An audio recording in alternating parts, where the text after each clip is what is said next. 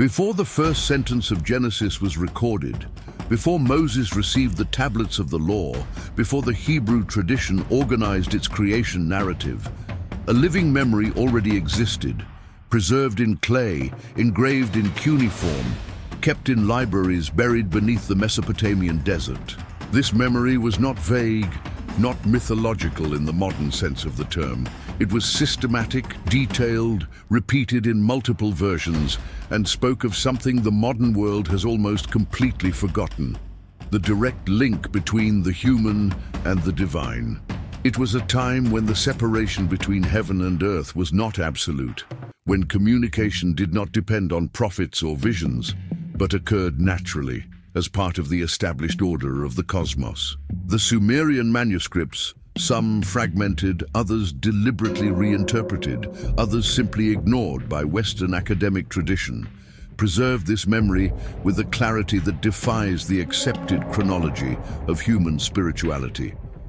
Because when we read that in the beginning God created the heavens and the earth, we need to understand that this beginning already carried with it centuries, perhaps millennia, of organized memory from previous records, from traditions that did not arise from nothing, but were inherited, adapted, theologically purified, and Sumeria is the point of origin of this memory, the first great spiritual archive of humanity, and it will remain so until the end, because the link revealed here completely redefines the understanding of human origin and divine purpose inscribed in the very structure of ancient civilization. And what will be demonstrated through the manuscripts is not conspiracy theory. It is not mystical speculation disconnected from evidence. It is rigorous textual analysis. It is comparison of primary sources. It is recognition of patterns that cross millennia and cultures with a consistency impossible to be accidental. Sumer was not merely a technically advanced civilization, not just the cradle of writing, mathematics, astronomy, and organized irrigation. It was fundamentally a functional theocracy, a system where religion, science, and government formed an indivisible unity, where every aspect of social life was subordinated to divine order, not in an abstract way, but concretely, materialized in temples that functioned as administrative centers, in priests who were also engineers and legislators, in kings who received direct legitimacy from the gods. And the Sumerian gods were not impersonal forces, not philosophical symbols. They were active, named presences with specific functions and defined territories. The manuscripts indicate that these entities founded cities, chose rulers, taught agricultural techniques, transmitted laws, established borders, and mediated conflicts between kingdoms. This interaction was not considered extraordinary. It was the norm, the basic structure of reality. And when we compare this with Genesis, we find a God who speaks, who creates through the word, who commands, who establishes limits, who walks in the garden, it engages in dialogue with man. And the question posed by the Sumerian manuscripts is direct. Where does this idea of a personal, active, present God come from? A God who not only exists but intervenes, who not only created but remains involved with his creation. The answer is engraved in clay thousands of years before the composition of the Pentateuch, and this answer is not vague. It is specific, documented in multiple texts that describe exactly how this relationship functioned, how the gods interacted with specific kings, how they transmitted concrete instructions, how they established laws that we can still read in museums today. The continuity between this tradition and what appears in Genesis is so obvious that it can only be ignored through a deliberate effort to not see what is before our eyes. The Sumerian accounts of the creation of man are multiple, appearing in different texts, with variations in detail, but with a consistent structure, and the pattern is clear. Man was created from the earth, molded as a potter molds clay, And this process was not accidental, it was deliberate, involved direct divine intervention, involved purpose. And the texts preserve the idea that the human being was created for a specific function within the cosmic order, not as an evolutionary accident, not as a philosophical experiment, but as a necessary element to sustain the functioning of the divine world.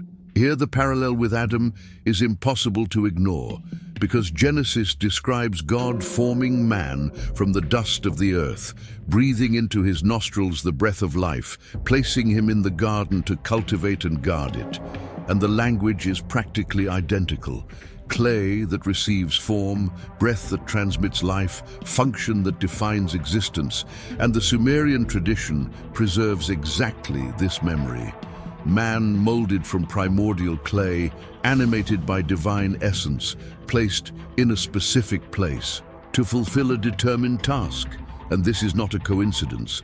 Vague cultural tradition is direct inheritance, transmission of memory, continuity of tradition, and the manuscript known as Atrahasis details that man was created to relieve the lesser gods of hard labor, to cultivate the land, to maintain the temples, to uphold the established order. And although Genesis theologically purifies this concept, removing the divine hierarchy and maintaining only one God, the structure remains intact. Man was created to uphold the divine order. This is the phrase that spans millennia, connecting Sumeria and Sinai, explaining why work is sacred, why the land is entrusted to man, why there is purpose inscribed in human existence itself. And the Sumerian texts do not present this as mythology. They present it as history, as a factual record of events that established the order of the world. This distinction is fundamental because it means that the scribes who inscribed these tablets were not creating fiction. They were preserving memory, documenting what they believed to be historical truth about human origins. The original divine link was not symbolic, not metaphorical. It was functional, real, and everyday. Sumerian texts indicate that the gods did not only inhabit distant temples, but walked among men, chose successors, gave direct instructions, and established laws orally before they were engraved in stone. This communication did not require mystical ecstasy, nor did it depend on extraordinary prophetic visions. It was a natural part of the world order. Sumerian kings recorded audiences with deities as they recorded audiences with other kings. Priests described instructions received from the gods as they described instructions received from hierarchical superiors. This creates a direct parallel with the narratives of Eden, where God walks in the garden in the cool of the day, where he converses with Adam without intermediaries, where communication is direct, personal, without initial fear, without barriers. This absence of fear is fundamental because it indicates that the original link was not based on terror, but on natural order.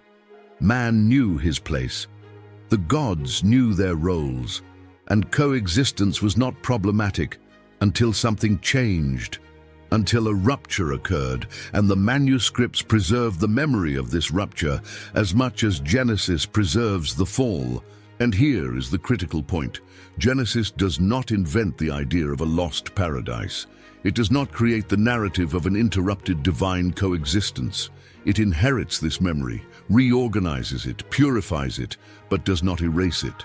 And the details of this inheritance are so specific that they defy alternative explanation, because we are not talking about vague parallels. We are talking about identical narrative structures, overlapping theological concepts, language that echoes through millennia with a precision that can only be explained by direct cultural transmission, by conscious preservation of tradition, by real historical continuity between Sumer and Israel. Before the Hebrew prophets, before Moses mediated between God and Israel, before Elijah confronted kings in the name of the divine, there existed in Sumeria figures who fulfilled a similar function, priest kings who were simultaneously temporal rulers and spiritual mediators, wise men who preserved sacred knowledge, scribes who copied texts considered divine in origin. These figures were not elected by popular acclamation. They were chosen by the gods, receiving legitimacy through divine signs, through interpreted dreams, through rituals that confirmed the celestial choice. Manuscripts indicate that these intermediaries guarded secrets, preserved teachings that could not be transmitted to the common people, and maintained libraries of sacred texts that could only be read by initiates. This structure of mediation, of restricted knowledge, of controlled access to the divine reappears completely in the biblical tradition, in the patriarchs who know God directly, in the prophets who receive specific revelations, in the priests who guard the mysteries of the tabernacle. And before the prophets, there were guardians of the link. That's the connection the manuscripts establish, the idea that access to the divine has always been mediated, always controlled, always dependent on specific figures chosen to maintain the bridge between heaven and earth. And Sumeria preserves the first documented examples of this pattern that would run throughout the religious history of humanity. And when we realize this, when we recognize that the structure of mediation that appears ready and complete in Sinai already existed millennia before in Mesopotamia, this does not diminish the Mosaic revelation, it contextualizes it. It does not contradict the divine choice of Israel. It explains why certain forms of spiritual organization appear naturally, because they are a continuation of a much older pattern, because they are a legacy of tradition preserved since the earliest moments of organized human civilization. The Sumerian texts also preserve something profoundly disturbing, the memory that knowledge was never completely accessible, that there were boundaries that man could not cross, secrets that the gods kept exclusively for themselves, limits imposed not only by prudence, but by divine decree. The manuscripts speak of men who tried to cross these limits, of kings who sought immortality, of sages who tried to penetrate forbidden mysteries, and the consequences are always the same: punishment, death, divine separation. Here, the parallel with the tree of knowledge of good and evil is too direct to ignore, because Genesis is not inventing the idea of forbidden knowledge. It is inheriting a much older memory that there has always been a limit, always been a boundary that humans should not cross. The Sumerian tradition preserves multiple accounts of this theme. The Epic of Gilgamesh desperately seeks eternal life and fails. The sage Adapa receives knowledge but loses immortality. Other fragmented texts speak of men who saw too much, who heard too much, who questioned too much and were removed from the divine presence. This is precisely the structure of Eden: restricted knowledge, human transgression, loss of access, expulsion. Genesis isn't creating theology out of thin air. It's recording preserved memory, organizing inherited tradition. This detail completely changes the reading of Genesis because it means that the fall isn't just a Hebrew narrative. It's a universal human memory, preserved first in Sumeria. The manuscripts document this not as allegory, but as a recurring pattern, as a lesson learned repeatedly through generations, as a fundamental truth about the human condition that all ancient cultures recognized in some way. Sumeria preserved this truth in its oldest, rawest, least theologically filtered form, and therefore closer to the original experience that generated the memory. According to the manuscripts, the breaking of the link was not instantaneous, it was gradual and progressive. The texts preserve a narrative of divine withdrawal that occurs in stages. First, the gods stop visibly walking among men. Then, they reduce the frequency of direct communication. Then, they establish more rigid hierarchies of mediation. Then, they send collective punishments. And finally, silence begins to dominate. This progression is documented in Sumerian texts through subtle changes in language. In the earliest texts, the gods are active figures in each city. In the intermediate texts, they begin to delegate more authority to the kings. In the later texts, they appear increasingly distant, requiring elaborate rituals to access them. This progression mirrors exactly what happens in Genesis, because the book does not begin with God distant, it begins with God close, walking in the garden, speaking with Adam. But progressively the distance increases. First the expulsion from Eden, then Cain further separated, then the flood that almost erases everything, then Babel that disperses and confuses, and Genesis begins after the link has been broken. This is the fundamental phrase, because it means that the biblical narrative of creation is not describing the perfect original order. It is describing the beginning of the separation. It is recording the moment when the direct link begins to break. And Sumeria preserves the memory of what it was like before, of when communication was natural, of when the divine presence was guaranteed, of when man knew his place and the gods fulfilled their functions without the need for faith, only with certainty based on direct experience, and this memory of a better time, of a golden age when heaven and earth were connected. This memory is not exclusive to Israel. It is shared by practically all ancient cultures, but Sumeria preserved the oldest, most detailed, most systematic version. And when we place the Sumerian text side by side with Genesis, the continuity is undeniable, the heritage is obvious, the transmission of memory is documentable, and this is not an accusation of falsehood, it is a recognition of truth. Because it means that Genesis is preserving real memory, it is transmitting authentic tradition, it is organizing genuine human experience with the transcendent. Genesis inherited fundamental concepts from the Sumerian tradition, not through mechanical copying, but through organic cultural transmission, from orally preserved memory, from copied and recopied texts, from traditions that migrated with peoples, from wisdom that crossed borders. The inherited concepts are structural. The ordered creation, where God does not create chaos, but organizes the cosmos, where each element has a function, where everything responds to a logic. This comes directly from Sumerian cosmogony, where the gods organize the universe by decree, establishing functions for each part of creation. Divine authority, which is not merely power, but legitimacy, the right to govern based on precedence, creative capacity, and superior wisdom. This is present in Sumerian texts thousands of years before appearing at Sinai. The concept of judgment, where the gods are not indifferent but evaluate, judge, punish, and reward based on established standards, proclaimed laws, and contracts made between the divine and the human. This appears in a Sumerian code of laws that predates Moses.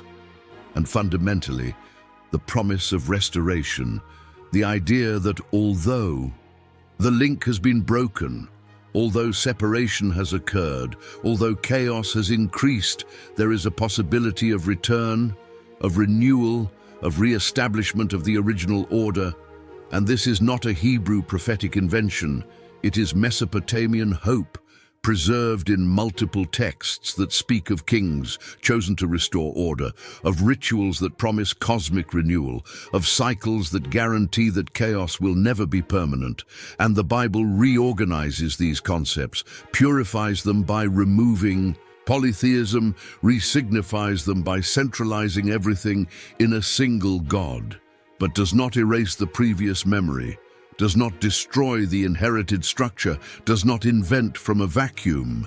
And this information prepares everything that comes after, because it means that to understand Genesis deeply, to comprehend why certain ideas appear in the way they do, to perceive why certain patterns repeat themselves, it is necessary to know what came before. It is necessary to access the Sumerian manuscripts. It is necessary to read the memory preserved in clay. And when we do this, when we truly study the Mesopotamian texts seriously, with academic rigor, without theological prejudices that prevent us, by seeing obvious parallels, we discover that Genesis is not isolated. It is part of a much larger, much older, much richer tradition, and this does not diminish the biblical text. On the contrary, it deepens it because it shows that revelation does not occur in a cultural vacuum. It occurs in a real historical context, through real peoples, using language and concepts that already existed, purifying, reorganizing, elevating, but always in continuity with what came before. The surviving fragments are numerous, numbering in the thousands, thousands of tablets, many not yet fully translated, others deliberately marginalized because their implications are theologically problematic for established traditions. These fragments preserve the memory of the divine link in different forms. They appear in hymns that describe the divine presence in concrete terms, in lists of kings that include periods when the gods ruled directly, in legal texts that attribute divine origin to every law, in myths that are not myths in the modern sense, but records of how the world functioned when the link was intact. The echo of this link still resonates in the Bible itself. It appears in Enoch, who walks with God and is translated, not dying like the others because he retains something of the original link. It appears in the patriarchs who converse with God face to face, who receive visits from angels, who experience theophanies, who maintain direct access even though it is no longer the norm. It appears in the prophets who see the divine throne, who hear the celestial voice, who receive direct messages even though they need to enter altered states of consciousness to do so. And the difference is clear. In Sumeria, the link was natural. In the Bible, the link is exceptional. In Sumeria, all kings had access. In the Bible, only chosen figures experienced direct encounters. This difference marks exactly what the manuscripts indicate: the progressive rupture, the gradual distancing, the loss of natural access to the divine. But the fragments preserve the memory of when it was different, of when the heavens were not closed, of when the earth was not abandoned. Sumeria preserves the raw memory, without later theological filters, without monotheistic reinterpretations, only the direct record of how primitive humanity experienced the divine. The Bible, on the other hand, preserves the purpose, organizes the chaotic memory into a coherent narrative, extracts spiritual meaning. But both are speaking of the same fundamental reality, the link that existed, that was broken, that defines the entire subsequent history of the relationship between human and divine. And when we perceive this continuity, when we recognize that Moses was not inventing cosmology, but reorganizing ancestral tradition, this completely transforms our understanding not only of Genesis, but of the entire biblical narrative, because it means that the Bible is not an isolated text that miraculously appeared out of nowhere. It is the culmination of millennia of human reflection on the divine, a theological purification of memory preserved since the dawn of civilization. Remember this point, because what the Sumerian manuscripts reveal is not archaeological curiosity.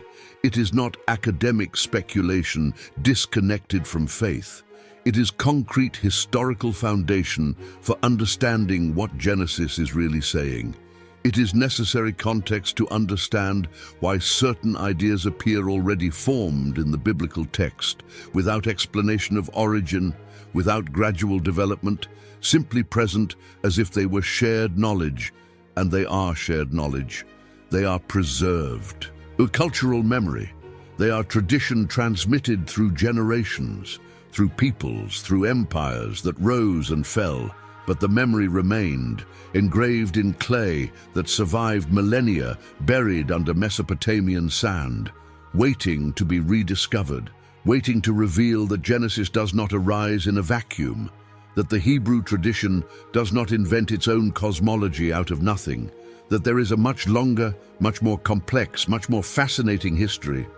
And this history begins in Sumer, begins with scribes who recorded direct experiences with deities who governed cities, begins with kings who received power from the heavens, begins with wise men who preserved sacred knowledge, begins with a link that the bond had not yet been broken.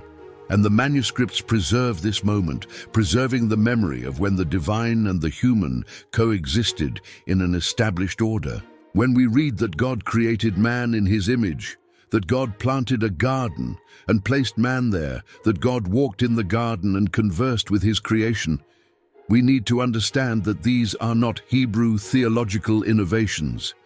They are echoes of a much older memory, fragments of tradition preserved first in Sumeria. Genesis is doing something profound.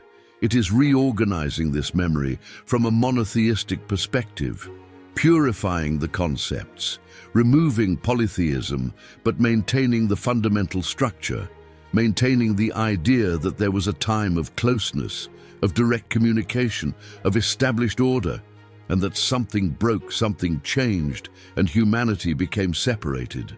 The entire subsequent narrative is about the promise of restoration, about the hope of return, about the possibility that the bond, although broken, was not permanently destroyed. The Sumerian manuscripts confirm that this is not theological fantasy.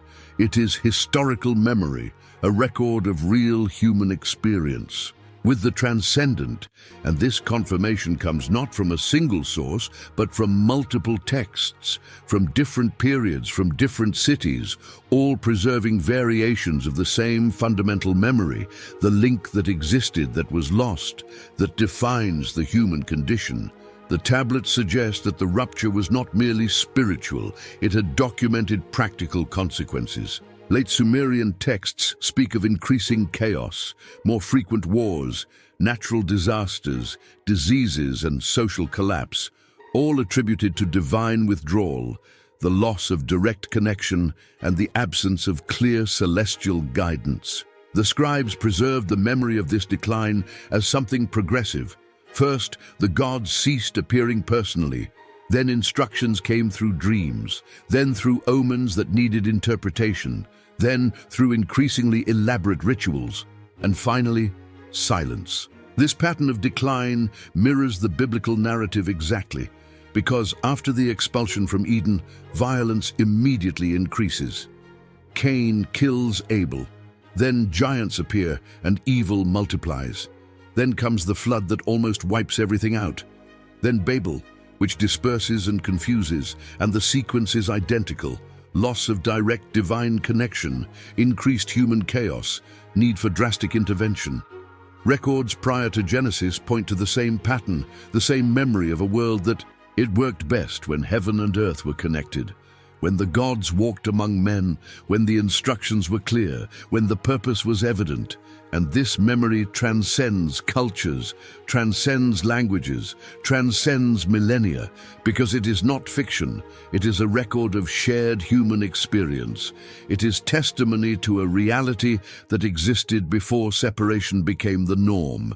And Sumeria preserved this first, preserved it in detail, preserved it without later theological filters, preserved the raw memory of the functional divine link.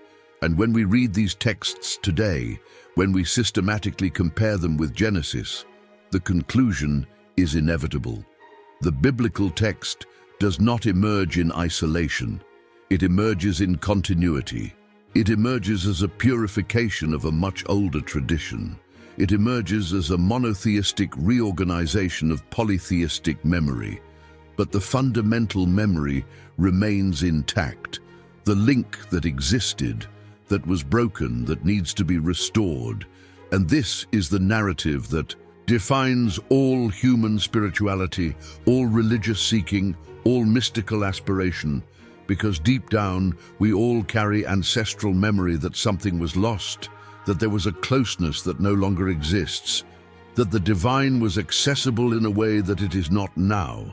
And the Sumerian manuscripts are material proof that this memory is not a modern psychological illusion, but a historical record of real human experience preserved since the earliest moments of organized civilization. What this means for the reading of Genesis is fundamental. It means that when Moses, or the final editors of the Hebrew text, organized the creation narrative, they were not inventing a new cosmology. They were reorganizing ancient memory, purifying inherited tradition, translating concepts that already existed in polytheistic form into a monotheistic context. This is not an accusation of plagiarism. It is a recognition of cultural continuity, an understanding of how spiritual tradition truly develops, not through revelations completely disconnected from everything that came before, but through progressive refinement, conceptual purification, and reorganization of preserved memory. The Sumerian manuscripts are the material proof of this continuity, the concrete historical link between primitive human experience with the divine and the organized theology that appears at Sinai. When we understand this, when we realize that Genesis is not the absolute beginning, but a restart, a reorganization, a purification of much older memory, then the reading changes completely, because each detail gains additional depth. Each concept reveals layers of meaning that only become visible when we know the Sumerian context, and understanding what came before Genesis deepens everything that comes after. This is the inevitable conclusion, because the history of the relationship between humanity and the divine does not begin at an arbitrary point with Abraham or Moses.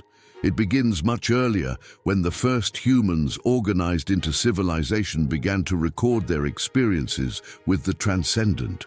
And these records have survived. They are in museum libraries, in private collections, and are still being excavated in Iraq, Syria, and throughout the region that was the cradle of civilization. They tell a consistent story, the story of a link that existed, that was natural, that was progressively broken, and that every subsequent spiritual tradition promises to restore in some way. And the consistency of this narrative across such diverse cultures, across such distant historical periods, across such different theological traditions, this consistency cannot be accidental. It can only be explained by shared memory of real human experience, of something that actually happened in the early days of civilization, when the link between heaven and earth still functioned in a way that it no longer does. The divine link did not disappear. It was interrupted, damaged, covered by layers of separation, but the memory remained. It traversed Sumeria, Akkad, Babylon, reached Israel, was purified, reorganized, and appears in Genesis not as invention, but as inheritance, as continuity, as preservation of fundamental truth about the human condition, about the purpose of existence, about the reality that there was a better time, a time of order, a time of direct communication, and that time was lost, but not forgotten. It was recorded in clay, transmitted orally, preserved in sacred text, and now the Sumerian manuscripts resurface from the sands to confirm that Genesis is not alone, that the biblical narrative of creation is part of a much larger context, a much older tradition, a memory shared by all of early humanity. This discovery does not diminish the biblical text, it deepens it. It does not contradict revelation, it contextualizes it. It does not destroy faith, it historically grounds it, because it shows that the experience with the divine is real. It is ancient, it is documented, it is consistent across cultures and millennia, and the promise of restoration that runs throughout the Bible, beginning implicitly in Genesis and developing through prophets and culminating in messianic concepts. This promise is not Hebrew wishful thinking, it is universal human hope preserved first in Sumeria. Hope that the broken link will be restored, that the separation will be overcome, that direct access to the divine will once again be possible.